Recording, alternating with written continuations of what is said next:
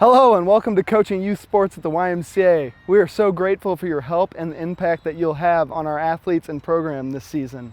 My name is Kyler Campbell and I am a sports director at the Gateway Region YMCA. Over the next few minutes, we will review the focus for the season, some basic concepts that you should focus on accomplishing by the conclusion of the season, clarification on a few rules, and some basic drills to help you get the season started.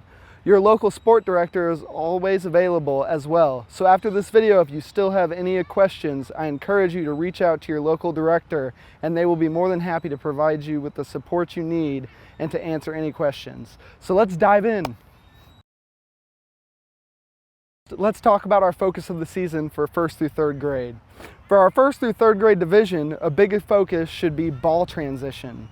Spend some extra time working with your players on basic transitions like handoffs and pitches. Once they've shown improvement, then begin to work on short pass plays and shovel pass plays. Also, be sure your players understand the role of each position. Throughout the season, make sure players are getting playing time at each position to help them better understand the game. Your sports director will provide you with a copy of the rules for the season, but we want to point out a few specifics for our 1st through 3rd grade flag football division. For grades 1 through 3, we will use a pee-wee size football that I have in my hand.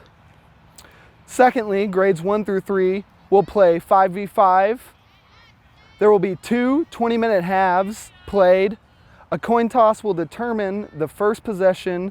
The offensive team takes possession of the ball at its 5-yard line and has 4 plays to cross midfield for a first down. Once a team crosses midfield, it has 4 more plays to score a touchdown. If the offense fails to score, the ball changes possession and the opposing team takes over at their own 5-yard line. Blocking with hands is not allowed. Arms should be by the body and players should never extend their arms to block. Flag guarding is not permitted. When a player has possession of the ball, they are not to block their flags with their arms. No stiff arms are allowed. 1 coach is allowed on the field at a time for both offense and defense. There are no run zones located 5 yards from each end zone and 5 yards on either side of the midfield.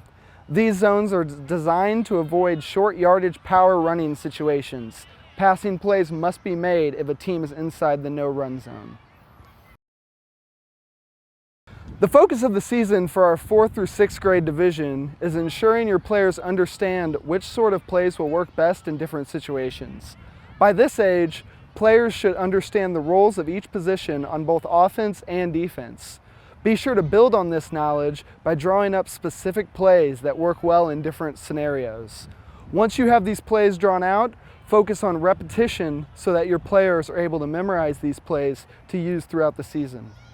Another big focus for this age division should be sportsmanship. Football, even flag football, is a very competitive sport.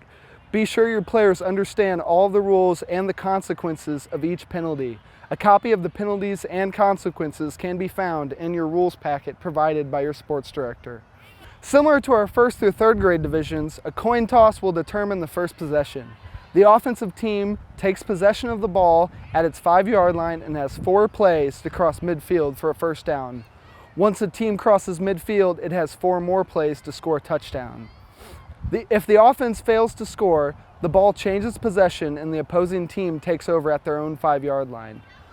All possession changes start on the offense's 5-yard line with the exception of an interception in our 4th through 6th grade leagues, in which they are allowed to return interceptions. Games will be played 7v7. Each time the ball is spotted, a team has 30-second play clock to snap the ball. There are no run zones located 5 yards from each end zone and 5 yards on either side of midfield. These zones are designed to avoid short yardage power running situations. Passing plays must be made if a team is inside the no run zone. Our first drill we're going to go over would be great for 1st through 3rd grade divisions. It really focuses on handoffs and just kind of how they need to take the handoff and how that transition needs to happen. So for this drill, I'm going to enlist the help of Joe Klusner, our sport director at the South City Y. So the first thing you want to do is make sure that your running back is about 4 or 5 steps behind you and in a 2-point stance, as you can see. You can show them a 3-point stance if you would like, but it's not necessary. So what you're going to do is you're just going to tell them either to go to your left side or your right side, and they're just going to practice taking the hand off and picking which hole they want to go through. So as a demonstration, set, hike, right here, right through the hole, just like that. You really want to make sure they're making this motion with their hands and that they're really getting that so that they're not fumbling the ball during the game. All right, for this second drill, this would be great for the 4th through 6th grade division. It really focuses on reaction timing, how to catch the ball at different points of the body, whether it's a low ball, a high ball, and how to move your hands to the right position quickly as soon as you can figure out where the ball is going. So you're gonna want your receiver to stand about 10 steps away from you, like Joe is a little bit closer than that, but you guys will have more space when you do this drill. You're basically just going to underhand toss the ball in a spiral motion. As it leaves your hand, you're going to want to say turn in a loud voice so the player can hear you, and they're going to turn around and try to catch the ball before it either hopefully doesn't hit them or hits the ground. So just as a demonstration, turn just like that. And you can throw it at different points of the body. You can throw them some low balls, some high ones, really get them working and make sure that they know that whenever they turn around, they're going to have to find where that ball is. It's not going to be in the same spot every time.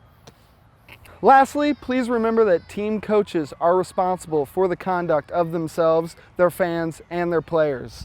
The YMCA strives to create a positive learning experience for all our sports participants. Coaches should always encourage and never discourage their players. They should be positive and stay away from negative comments or remarks to their players, opposing players, and officials. Thank you for coaching at the Gateway Region YMCA, and we look forward to getting the season started.